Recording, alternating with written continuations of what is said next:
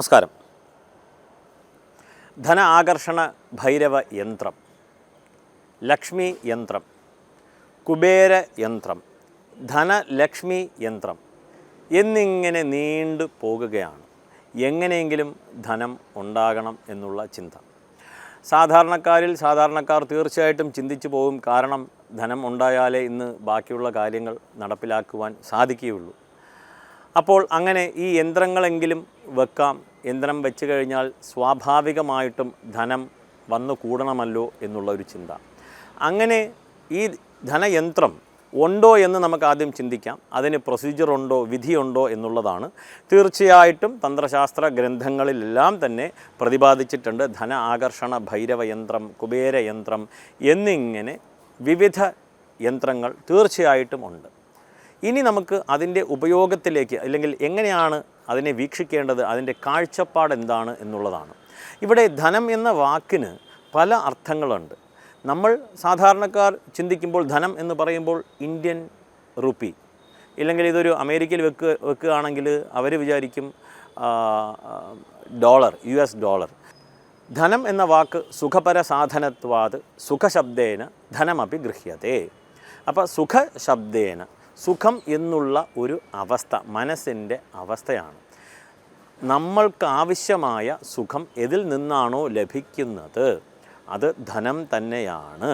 അങ്ങനെ അത് ഉത്തമ ധനം എന്നുള്ള മാതൃകയിൽ കുറേ ധനമുണ്ട്, അധമ ധനം ഉണ്ട്. എല്ലാം തന്നെ സുഖം ലഭിക്കുന്നു എന്ന് കരുതി അതിലേക്ക് നീങ്ങരുത്. ശാസ്ത്രത്തിലുള്ള ടെക്നിക്കൽ ടെർമിനോളജിയിലേക്ക് കടക്കുന്നില്ല. വിഷയം ഇവിടെ ധന ആകർഷണ ഭൈരവ യന്ത്രം വെച്ച് കഴിഞ്ഞാൽ ധനം വരുമോ എന്നുള്ളതാണ്. ധനത്തിനുള്ളത് അങ്ങനെയാണെങ്കിൽ ഈ യന്ത്രം സ്ഥാപിക്കേണ്ടത് വീടുകളിലല്ല, നമ്മുടെ കേരള ട്രഷറിയിൽ വെച്ച് കഴിഞ്ഞാൽ കേരളം മുഴുവനും ധനം കുമിഞ്ഞു കൂടും എന്നുള്ളതാണ്. ഇവിടെ നമ്മുടെ കാഴ്ചപ്പാടിൻ്റെ പ്രശ്നമാണ്. ഇവിടെ ഈ യന്ത്രം ഉണ്ടാക്കുന്നത് ഇല്ലെങ്കിൽ തയ്യാർ ചെയ്യുന്നത് എങ്ങനെയാണ് നമുക്കറിയില്ല. ആദ്യത്തെ പോയിൻ്റാണ്.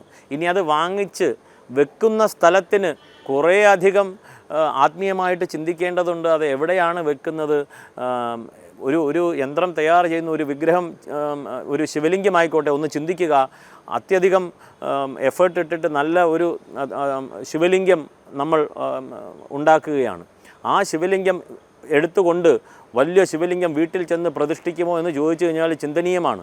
ആരും ചെയ്യില്ല, പൊതുവെ ആരും ചെയ്യാറില്ല. കാരണം അത് അവിടെ അല്ല വെക്കേണ്ടത്, അത് ക്ഷേത്രത്തിലാണ് പ്രതിഷ്ഠിക്കേണ്ടത് എന്നുള്ള ബോധമുണ്ട്. അതുപോലെ ഒരു യന്ത്രം തയ്യാർ ചെയ്യുന്നു, വീട്ടിൽ അതിനനുസരിച്ചിട്ടുള്ള ജീവിതക്രമമാണോ ഉള്ളത് എന്ന് ചിന്തിക്കേണ്ടിയിരിക്കുന്നു. വീട്ടിലുള്ളവരുടെ ചിന്താഗതി എന്താണ് എന്ന് ചിന്തിക്കേണ്ടിയിരിക്കുന്നു.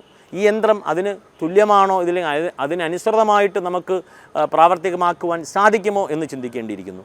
എന്നിങ്ങനെ പലതരം ചിന്തകളുണ്ട് ഇതിൻ്റെ പുറത്ത്. ഇതൊന്നും ചിന്തിക്കാതെ ഒരു ഓർഡർ കൊടുക്കുകയാണ്, ഒരു ധന ആകർഷണ ഭൈരവ യന്ത്രം വന്നോട്ടെ എന്നുള്ളത്. അത് വാങ്ങിക്കുന്നു, എവിടെയെങ്കിലും തൂക്കി വയ്ക്കുന്നു. കാലം കഴിഞ്ഞു പോവുകയാണ്, ഒരു മാറ്റവും സംഭവിക്കുന്നില്ല. കുറ്റം മുഴുവനും ധന ആകർഷണ ഭൈരവ യന്ത്രത്തിലേക്കായി, ശാസ്ത്രത്തിലേക്കായി എന്നിങ്ങനെ നീണ്ടു പോകും കാര്യങ്ങൾ. ഏവർക്കും മനസ്സിലായി കാണും എന്ന് വിചാരിക്കുന്നു. നമ്മുടെ ചിന്ത, കാഴ്ചപ്പാട് ഈ ധന ആകർഷണ ഭൈരവ യന്ത്രം, മഹാലക്ഷ്മി യന്ത്രം, കുബേരയന്ത്രം എന്നിങ്ങനെയുള്ള യന്ത്രങ്ങളെ എങ്ങനെ സമീപിക്കണം, ആ യന്ത്രം വിധിപ്രകാരം എങ്ങനെ തയ്യാർ ചെയ്യുന്നു എന്ന് ഉറപ്പ് വരുത്തണം.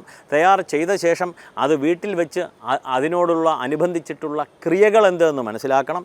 അതിനനുസരിച്ചിട്ടുള്ള ജീവിതക്രമങ്ങൾ എന്ത് എന്ന് മനസ്സിലാക്കണം. ധാർമ്മികമായിട്ടുള്ള ഒരു ജീവിത രീതിയാകണം എന്നിങ്ങനെ നീണ്ടു പോകുന്നു.